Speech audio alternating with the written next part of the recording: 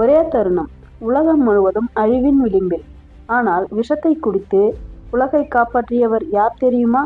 பாருங்கள், பார்க்கலாம். பார்க்கடலை கடையும் போது ஒரு கொடிய விஷம் உருவானது. அந்த விஷம் உலகையே அழிக்கக்கூடியது. விஷம் பரவியவுடன் தேவதைகளும் அசுரர்களும் நடுங்கினர். யாருக்கும் தீர்வு தெரியவில்லை.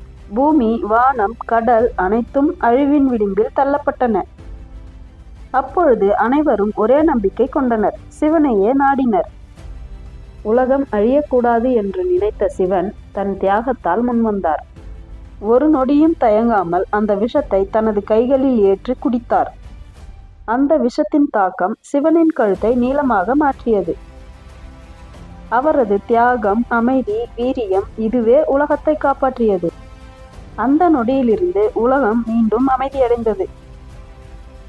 அந்த நாளிலிருந்து சிவன் நீலகண்டன் என்று அழைக்கப்படுகிறார். உலகத்தை காப்பாற்றிய தியாகத்தின் சின்னமாக.